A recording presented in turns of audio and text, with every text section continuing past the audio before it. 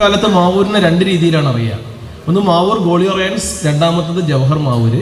അല്പം കളിക്കാനൊക്കെ താല്പര്യമുള്ള ആളായതുകൊണ്ട് തന്നെ ക്ലബ്ബുകളുടെ കളികളിൽ ഒക്കെ വരുന്ന സമയത്ത് ഞാൻ ജവഹർ മാവൂരിൻ്റെ കളി ഒരുപാട് അന്നത്തെ കാലത്ത് 30 വർഷം മുമ്പാണ് കണ്ടിട്ടുണ്ട്. അപ്പം എന്തായാലും അവർ ഇത്തരത്തിലുള്ളൊരു വലിയ പ്രവർത്തനത്തിന് അതിൻ്റെ ഒരു അമരക്കാരനായിട്ടുള്ള കാക്കൊക്കെ ഇവിടെ ഇരിക്കുന്നുണ്ട് അല്ലേ? ഞങ്ങൾ പരിചയപ്പെട്ടു, കണ്ടപ്പോൾ തന്നെ ഞാൻ പറഞ്ഞു പരിചയമുണ്ടല്ലോ. ആ ശരി. 25 സ്റ്റാർട്ട് ചെയ്തപ്പോഴാണ് നമ്മൾ ഒരുപാട് വലിയ അപകടങ്ങളെ ഫേസ് ചെയ്തതില്ല. ശരിക്കും പറഞ്ഞാൽ നമ്മുടെ താമരശ്ശേരി ആ ഉമ്മ മകൻ്റെ കൈകൊണ്ട് നിഷ്ഠൂരമായിട്ട് വധിക്കപ്പെട്ടപ്പോൾ ഉണ്ടായ ഞെട്ടൽ. അതിനു മുമ്പ് പ്രശ്നങ്ങൾ ഉണ്ടായിരുന്നു കേട്ടോ.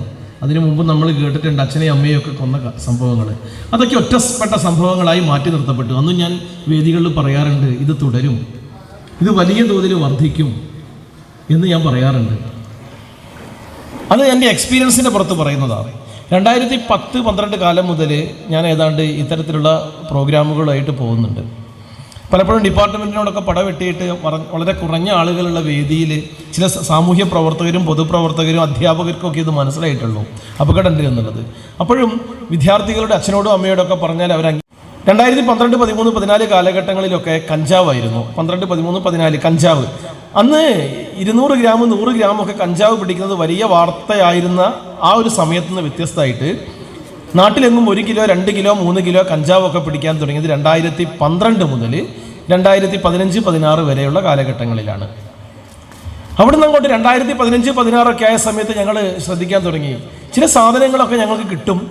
കിട്ടുന്ന കുട്ടികളെടുത്തുനിന്ന് കിട്ടുമ്പോൾ നമുക്കറിയാം ഇതെന്തോ കുഴപ്പമുള്ളതാണ്. പക്ഷേ പലപ്പോഴും ഞങ്ങൾക്ക് തന്നെ മനസ്സിലാവുന്നില്ല. ചില ഗുളികകൾ, ചില പൊടികൾ, ചില സാധനങ്ങൾ ഇത് എന്താണെന്ന് ഞങ്ങൾക്ക് പോലും അറിയുന്നില്ല. അങ്ങനെ ഞങ്ങൾ ഇതിനെക്കുറിച്ച് പഠിക്കേണ്ടി വന്നു, ഇതെന്താണെന്നുള്ളത്. പലപ്പോഴും നമ്മുടെ മെഡിക്കൽ കോളേജിൽ അവിടെ ഒരു ലാബുണ്ട്, റീജിയണൽ കെമിക്കൽ ലബോറട്ടറി, നമ്മുടെ സയൻസ് അഗെയിൻസ്റ്റ് ക്രൈം.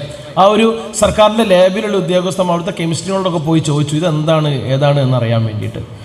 അങ്ങനെ പോയി 2016-17 ആയപ്പോൾ ആംഫിറ്റമിൻ, ബ്രൂഫിനോൺ എന്നൊക്കെ പറയുന്ന ചില ഗുളികകളൊക്കെ, നിരോധിത സൈക്കോട്രോപിക് ഗുളികകൾ, അത് കുട്ടികൾ ലഹരിക്ക് വേണ്ടി ഉപയോഗിക്കുന്നുണ്ട്, അല്ലെങ്കിൽ അവരുടെ കൈകളിലേക്ക് ആരോ എത്തിച്ചു കൊടുക്കുന്നുണ്ട് എന്നുള്ളത് മനസ്സിലായി.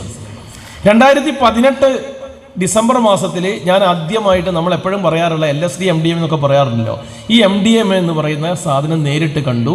ഒരു പൊടി കണ്ടു.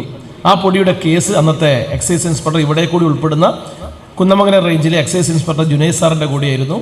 നല്ലൊരു ഓഫീസർ, ഒരുപാട് പ്രവർത്തനങ്ങൾ, ഒരുപാട് വലിയ വലിയ കാര്യങ്ങൾ ഈ ഒരു വിഷയത്തിൽ ചെയ്തൊരു നല്ല ഉദ്യോഗസ്ഥൻ.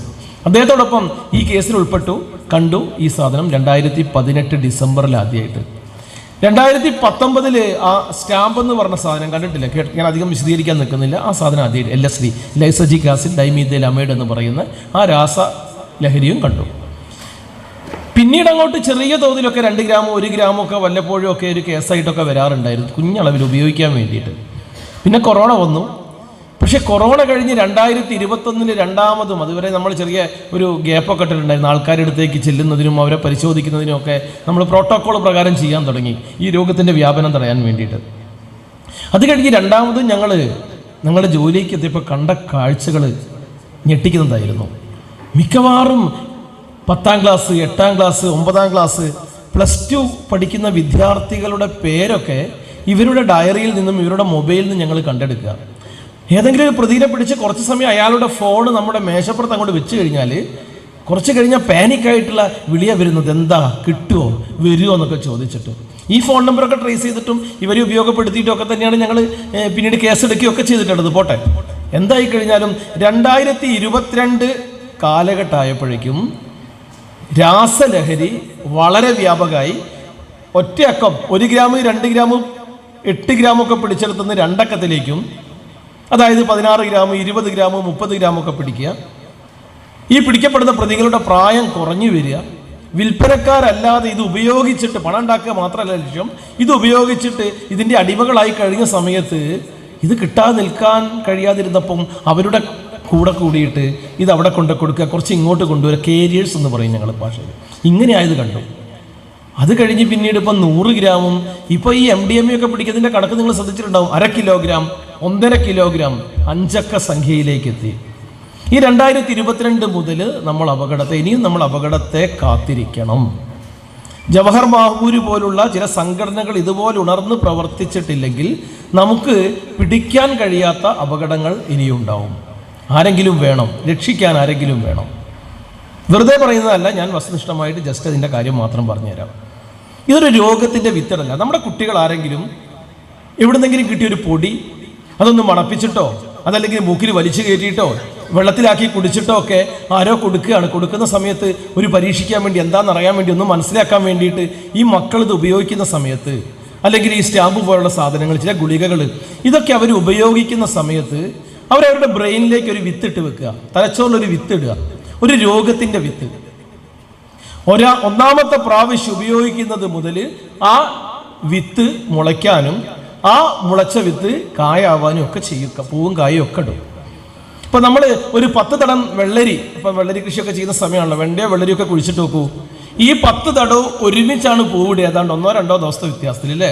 അതിൽ കായും പൂവൊക്കെ ഉണ്ടാകുക ഏതാണ്ട് എല്ലാ വള്ളികളിലും ഒരേ സമയമാണെന്ന് പറഞ്ഞതുപോലെ തന്നെ ഈ 2022 ഇത് ഉപയോഗിച്ച് ഇതിൻ്റെ അഡിക്ഷനിലേക്ക് എത്തി നിരന്തര ഉപയോഗം നടത്തിയ ആളുകളുണ്ടല്ലോ, അവരുടെ രോഗം പ്രത്യക്ഷപ്പെടുന്ന സമയമാണ് 2024, 25, 26 കാലഘട്ടം. എന്താണ് ആ രോഗം എന്നും കൂടി വളരെ ലളിതമായിട്ട് പറയാം. നിങ്ങൾക്ക് നിങ്ങളുടെ മൊബൈലിൽ സെർച്ച് ചെയ്ത്, ഞാൻ കൂടുതൽ സമയമില്ലാത്തത് കൊണ്ടാണ്. Substance induced സൈക്കോസിസ്. സൈക്കോസിസ് എന്ന് പറഞ്ഞാൽ എന്താണെന്നറിയാലോ? മനോവിഭ്രാന്തി. സബ്സ്റ്റൻസ് എന്ന് പറഞ്ഞാൽ ലഹരി പദാർത്ഥം. ഇൻഡ്യൂസ് ചെയ്യാന്നാണ് ഇതിൻ്റെ കാരണം.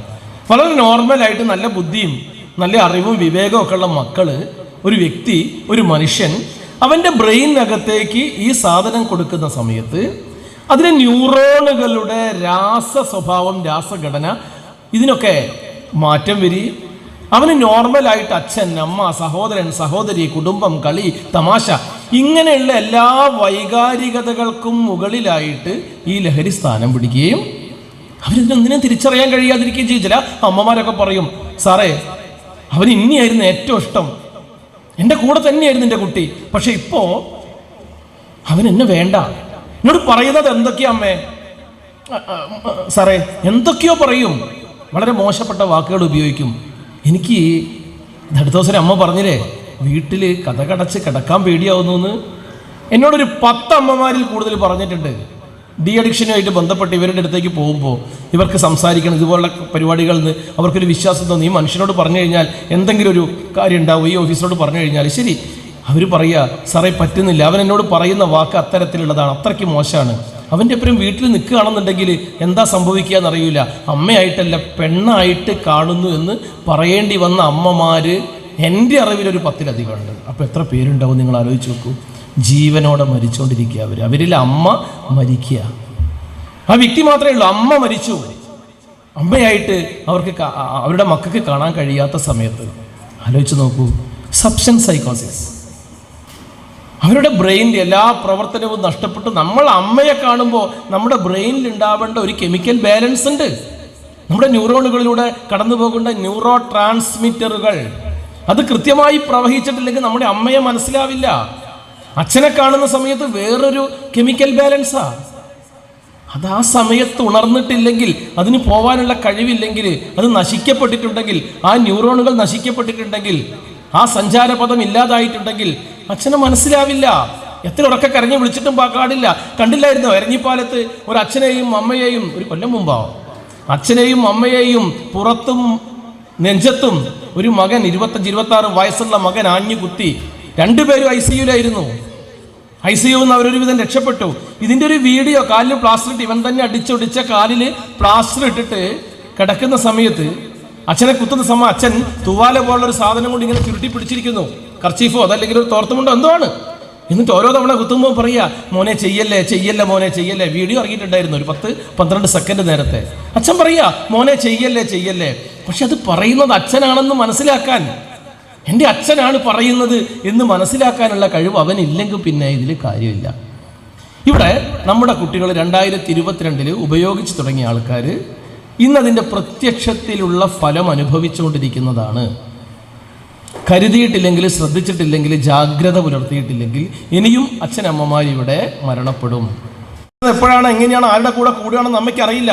അമ്മ പറയും, പോകരുത്, എനിക്ക് തരൂല, എനിക്ക് പൈസ തരൂല, ഇവിടുന്ന് പുറത്തിറങ്ങാൻ ഞാൻ സമ്മതിക്കില്ല. പക്ഷെ അവൻ്റെ ബ്രെയിൻ അപ്പോൾ തികച്ചും അസന്തുലിതമായി അസ്വസ്ഥമായിട്ട് നിൽക്കുക.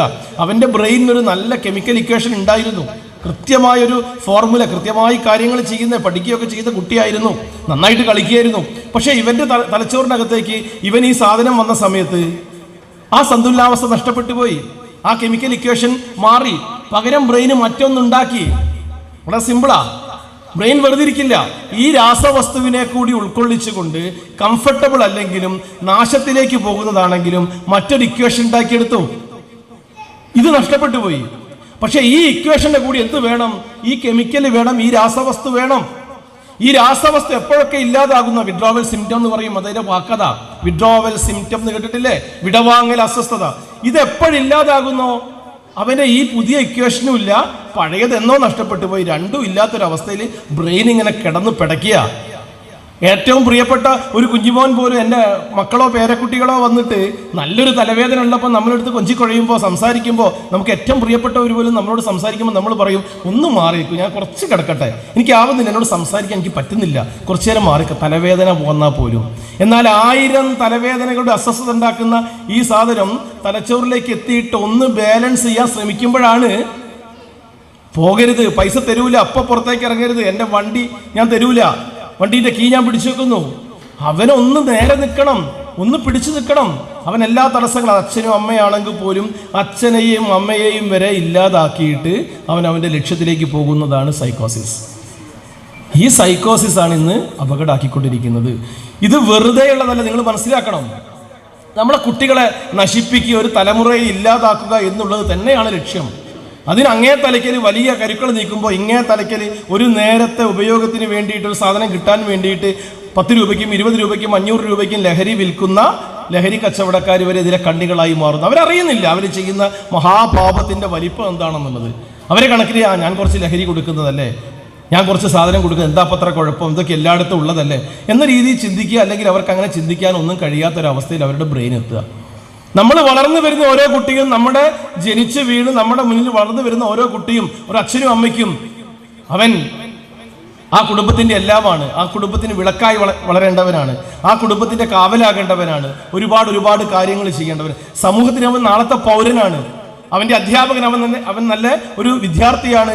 അവരുടെ സ്വപ്നങ്ങൾ അവനിലൂടെ അവർ പഠിപ്പിച്ചു വിടുന്നു. ഇതൊക്കെയാണെങ്കിൽ പോലും ഇവനൊരു കൊമേഴ്സ്യൽ ഇൻസ്ട്രുമെൻ്റ് ആണ്, അഥവാ ഇവനൊരു ഉപഭോക്താവാണ്, വ്യവസായത്തിൻ്റെ ഒരു ഉപയോക്താവാണ് അവൻ. കമ്പോളവൽകൃതമായ ഈ സമൂഹത്തിൽ അവനൊരു കച്ചവടക്കാർക്ക് അവരിലേക്ക് പണം എത്തിക്കാനുള്ള ഒരു ചാനൽ കൂടിയാണ്. അതിനവർ പരസ്യങ്ങൾ ഇറക്കും, അവനെ ആകർഷിക്കാനുള്ള തന്ത്രങ്ങൾ ഇറക്കും. കുഞ്ഞുനാൾ മുതൽ അവനെ കസ്റ്റമറാക്കി നിർത്താൻ വേണ്ടി ശ്രമിക്കും. ഇന്ന് ഏറ്റവും വലിയ, ആരോ ഇവിടെ പറഞ്ഞു, ഏറ്റവും വലിയ കച്ചവടം ലഹരി കച്ചവടമാണ്. ഏറ്റവും കൂടുതൽ ലാഭം ഉണ്ടാക്കുന്ന കച്ചവടം, ദശലക്ഷം കോടികളുടെ മുതലിറക്കി റിട്ടേൺ എടുക്കുന്ന കച്ചവടം. ആ കച്ചവടത്തിലേക്ക് ഒരു ഉപഭോക്താവ് എന്ന നിലയിൽ ഒരു കുട്ടിയെ കൊണ്ടുവന്നാൽ ഇവർക്ക് കിട്ടുന്ന ലാഭത്തിനെ കുറിച്ച് ഒന്ന് ചിന്തിച്ചു നോക്കുക. MDMA എന്നൊക്കെ പറയുന്ന സാധനം ഉണ്ടല്ലോ, 1 ഗ്രാമിന് 3000 മുതൽ 4000 വരെ രൂപ വരെയുണ്ട്. അവസാനത്തെ കണ്ണി മുതൽ അങ്ങേറ്റത്തേക്ക് വരുമ്പോഴേക്ക് ഇതിന് മുകളിൽ ലാഭം ഒരു 10, 500, 250 രൂപ മുടക്ക് മുതലുള്ളൊരു സാധനം 3000 രൂപ വരെ 4000 രൂപ വരെ വിൽക്കുമ്പോൾ എത്ര ലാഭം വരും നോക്കൂ. ഒരാള്, ഒരു ശരാശരി അഡിക്റ്റ് ഒരു നേരം ഉപയോഗിക്കാൻ വേണ്ടി 1000 രൂപ മുടക്കുന്ന കൂട്ടിക്കോ. ശരിയാണ്, 1 ഗ്രാം കിട്ടിക്കഴിഞ്ഞാൽ 2, 3, 4 ഒക്കെ ആക്കിയിട്ട് ഓരോരുത്തരുടെ അഡിക്ഷൻ്റെ ലെവലിനനുസരിച്ചിട്ട് എടുക്കും. ഒരു ശരാശരി 1000 രൂപയുടേത് ഉപയോഗിക്കുന്നത് കൂടി ഒരു ദിവസം ശരാശരി 1000 രൂപയുടേത് ഉപയോഗിക്കുന്നു. ഒരു ദിവസത്തേക്കാണ് അവന് അഡിക്റ്റഡ് ആയി തുടങ്ങി, അവനിതിന് ഡിപ്പെൻഡൻസി വന്നു. ഇതില്ലെങ്കിൽ അവന് മുന്നോട്ട് പോകാൻ കഴിയാത്ത ദിവസത്തിൽ 1000 രൂപ. ഒരു മാസത്തേക്ക് 30,000 രൂപ. ഞാൻ പെട്ടെന്ന് കണക്കൂട്ടി കൊണ്ട് പറയുക, ഒരു മാസത്തേക്ക് 30,000 രൂപ, ഒരു വർഷത്തേക്ക് 3,60,000 രൂപ. 3 വർഷം. നേരത്തെ ആരോ പറഞ്ഞതുപോലെ തന്നെ ഒരുപാടൊന്നും കണക്കൂട്ടി നമ്മൾ ബുദ്ധിമുട്ടണ്ട. 3 വർഷം.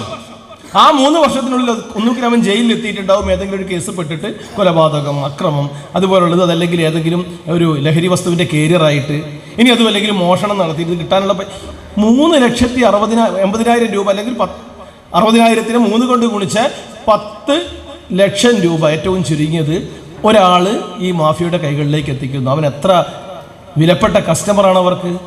ആ കസ്റ്റമറിനെ ആകർഷിക്കാനുള്ള പണികൾ അവരെടുക്കും. 10 ലക്ഷത്തി ചില്ലാനും രൂപ ഒരു കുട്ടി കൊണ്ടു കൊടുക്കുക. ഈ കണ്ണികളിൽ പല ഭാഗത്തേക്കും അത് വീതിച്ചു പോവുക. അതിൽ തുച്ഛമായൊരു പൈസയ്ക്കാണ് ഇത് ഉണ്ടാക്കുന്നത്. ആലോചിക്കണം നിങ്ങൾ.